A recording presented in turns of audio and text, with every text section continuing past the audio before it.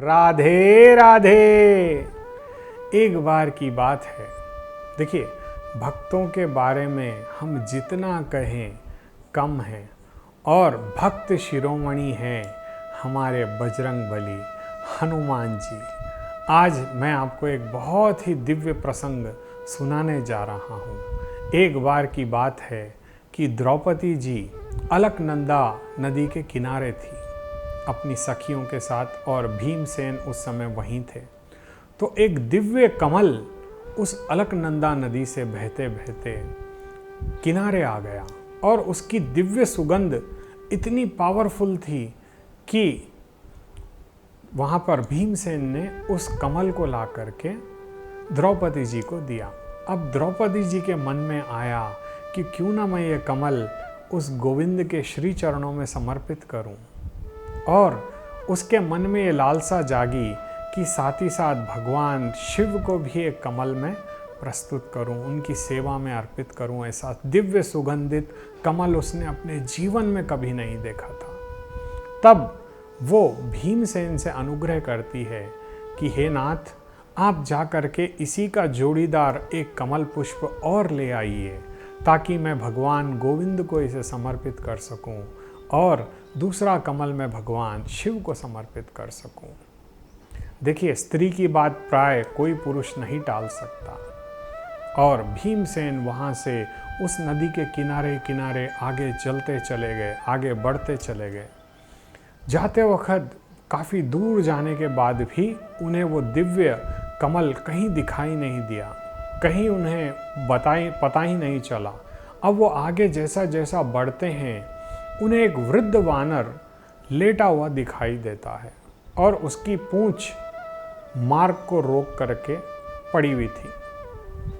अब जैसे ही वो वानर के समीप आते हैं, तब उनसे अनुरोध करते हैं कि हे वानर राज, आप अपनी पूंछ को हटा लीजिए। अब ये वानर और कोई नहीं, स्वयं बजरंगबली हमारे हनुमान जी थे। तब हनुमान जी ने कहा कि मैं अब वृद्ध हो गया हूँ, और मुझ में इतना सामर्थ्य नहीं है कि मैं अपनी इस पूंछ को हटा सकूं। तुम तो बहुत बलवान दिखाई दे रहे हो, क्यों ना तुम ही इस पूंछ को हटा दो। तब भीमसेन बड़ी ही, वो कहते हैं ना, कभी कभी जो व्यक्ति वीर होता है उसे वीरता का मद हो जाता है। तब वो कहते हैं अहंकारवश कि मुझ में 1000 हाथियों का बल है, तुम्हारी साधारण सी पूंछ तो मैं अपनी इस उंगली से ही हटा दूंगा। अब हनुमान जी तो परम भक्त हैं श्री रामचंद्र जी के। उन्होंने कहा आप बिल्कुल इसे हटा दीजिए, मुझे कोई आपत्ति नहीं है।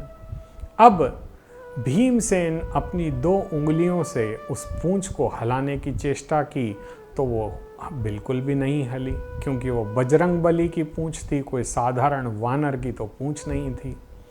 अब अपने दोनों हाथों से भीमसेन ने उस पूंछ को हिलाने की कोशिश की, परंतु वो टस से मस भी नहीं हो पाई। हिलना तो छोड़ो, वो एक क्षण के लिए भी उठा नहीं पाए।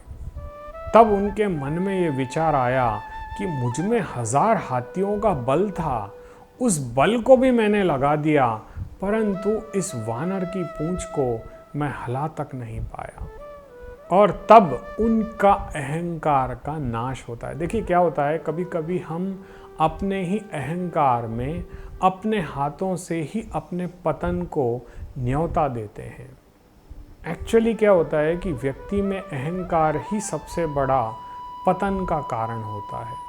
यदि व्यक्ति अपना अहंकार त्याग दे, अपने मैं को त्याग दे, तो उसके जीवन में सदैव उस परमात्मा की कृपा बनी रहती है। हमें हमेशा ये सोचना है कि हम अकेले नहीं हैं, मेरे साथ मेरा परमात्मा है। मैं कुछ नहीं हूँ, मेरा परमात्मा सब कुछ है, उसी की कृपा से मैं हूँ। यदि कोई ऐसा मान करके चले, या उस समय भीमसेन के यदि मन में आता और वो गोविंद को स्मरण करके उस पूंछ को उठाते, तो शायद वो पूंछ हट जाती। क्योंकि देखिए क्या होता है कि जब हम कोई भी काम करते हैं, हम अक्सर अपने मद में होते हैं, अपने अहंकार में होते हैं कि मैं ये कर लूँगा, मैं वो कर लूँगा, मैं ऐसे कर लूँगा, मैं वैसे कर लूँगा। परंतु हम ये भूल जाते हैं कि अपना सोचा कभी नहीं होता, परमात्मा करे सो होए। क्योंकि देखिए, हम अपनी प्लानिंगों में लगे रहते हैं, लेकिन परमात्मा की जो प्लानिंग है उसे हम समझ तक नहीं पाते और हम अनजाने में कई भूल कर बैठते हैं। और उसमें सबसे बड़ी भूल होती है कि हम अहंकारवश अपने आप को ही सर्वश्रेष्ठ मानते हैं। हम ईगो में आ जाते हैं और वही ईगो के कारण, जिसमें 1000 हाथियों का बल था, वो हनुमान जी की पूंछ तक को ना हटा पाए। तब उन्हें उस बात को, उनकी गलती का उनको एहसास होता है और वो कहते हैं कि हे वानर राज, आप कहीं अदृश्य रूप से हनुमान जी तो नहीं हैं, हमारे श्री रामचंद्र जी के परम भक्त, क्योंकि सिवाय उनके ऐसा कोई इस दुनिया में नहीं है जो उनके समान बलशाली हो। तब हनुमान जी कहते हैं, हाँ, मैं हनुमान ही हूँ। तब भीम जी उनसे अनुरोध करते हैं कि प्रभु, मैं आपका दिव्य रूप देखना चाहता हूँ। तब हनुमान जी कहते हैं कि तुम इसमें समर्थ नहीं हो भीमसेन, कि तुम मेरा दिव्य रूप देख पाओ, क्योंकि उस दिव्य रूप को देखने के लिए तुम्हारे ये साधारण चक्षु काम में नहीं आएंगे। परंतु भीमसेन बहुत जिद करते हैं।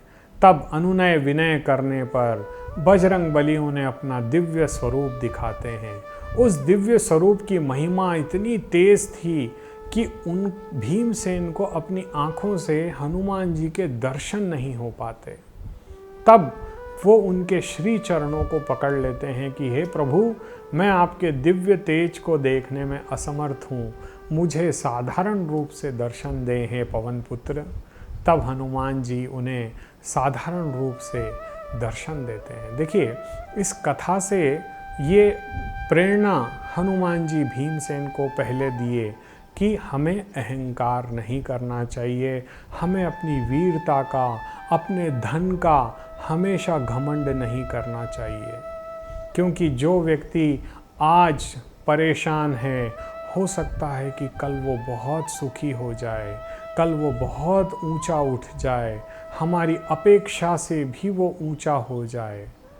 हम जिसे तुच्छ समझते हैं या हम जिसे कमज़ोर समझते हैं, हम कई बार अपनी वाणी से किसी का निरादर कर बैठते हैं, किसी के लिए कटु वचन कह देते हैं और पता नहीं कब वो व्यक्ति कहाँ से कहाँ पहुँच जाए। हम जिसे तुच्छ समझते थे वो एक बहुत बड़ा व्यक्ति बन सकता है, उसके भाग्य में परिवर्तन आ सकता है। वो कहते हैं ना, जा पर कृपा राम की होई, ता पर कृपा करे सब कोई। क्या पता किसका भाग्य कब कैसे चमक जाए। तो हमें इस बात की शिक्षा हनुमान जी से लेनी होगी कि वो हर पल, देखिए, हनुमान जी के जैसा बली, हनुमान जी के जैसा बुद्धिमान, हनुमान जी की तरह धैर्यवान, हनुमान जी की तरह शक्तिवान कोई नहीं था। परंतु वो कोई भी कार्य करते तो राम नाम लेकर ही आगे बढ़ते। हमें भी उन्हीं की तरह, जो भी हमारे इष्ट देवता हैं, उनका नाम लेकर के काम करना है। जैसे मैं राधा रानी को बहुत मानता हूँ, तो मैं कोई भी काम जब करता हूँ तो श्री राधे कृष्ण शरणम मम कहता हूँ। भगवान गोविंद का और राधा रानी का स्मरण करके ही कोई कार्य प्रारंभ करता हूँ। आपको भी अपने जीवन में अपने बच्चों को, अपने घर के समस्त लोगों को ये समझाना होगा कि जब भी कोई काम करें, भगवान के नाम से प्रारंभ करें। देखिए, जीवन में जितना हम परमात्मा का नाम लेंगे, उससे 2 फायदे होंगे। पहला, आपका मन निर्मल रहेगा। दूसरा, कभी आपके जीवन में भय नहीं होगा। क्यों? क्योंकि आपको ये विश्वास होगा कि मेरे परमात्मा मेरे साथ हैं। आज हमारे अंदर विश्वास की कमी होने की वजह से आज हम दुखी हैं। देखिए, एक छोटा सा बालक, उसे पूर्ण रूप से विश्वास होता है कि उसके माँ बाप उसका ख्याल रखेंगे, तो वो किसी और की गोद में नहीं जाता। क्योंकि वो वहाँ पर सुरक्षित महसूस नहीं करता। क्या जो बंदा जिसको हम दे रहे हैं अपनी संतान को, क्या वो उसे कुछ हानि पहुँचाएगा? नहीं पहुँचाएगा। परंतु उस बालक को केवल उन्हीं पर विश्वास होता है जिनको वो देख पाता है प्रतिदिन, जैसे दादा दादी, चाचा चाची, जिन्हें वो नित्य देखता है, उन्हीं के पास वो जाता है, अनजान व्यक्ति के पास नहीं जाता। वैसे ही हमें भी किसी अनजान शक्तियों की ओर नहीं जाना चाहिए। अपने मन को केवल परमात्मा के सानिध्य में रखना चाहिए, केवल परमात्मा को ही अपना मानना चाहिए। और जैसे हनुमान जी हर काम में राम नाम से शुरुआत करते थे, हमें भी अपने सभी कार्यों को उन्हीं की तरह प्रारंभ करना चाहिए।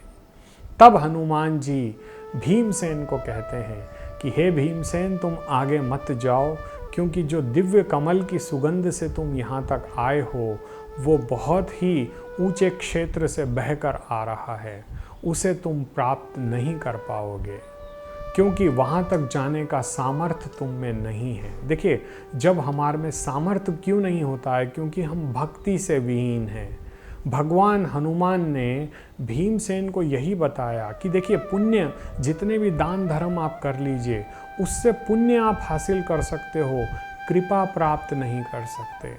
कृपा प्राप्त करने के लिए हमें भक्ति करनी होगी, और भक्ति यदि हम अंतर मन से करते हैं तो उस गोविंद की, उस परमेश्वर की कृपा हम पर सदैव बनी रहती है। और जब परमात्मा की कृपा हम पर बनी रहती है, तब हमारे जीवन में कभी किसी प्रकार का कोई अमंगल नहीं हो सकता। इस कथा के माध्यम से हमें ये सीखने को मिलता है कि हनुमान जैसे दिव्य शक्ति भी कितना साधारण रूप से रहते हैं। जो जितना पावरफुल होता है, उसे उतना ही निर्मल होना पड़ता है। राधे राधे।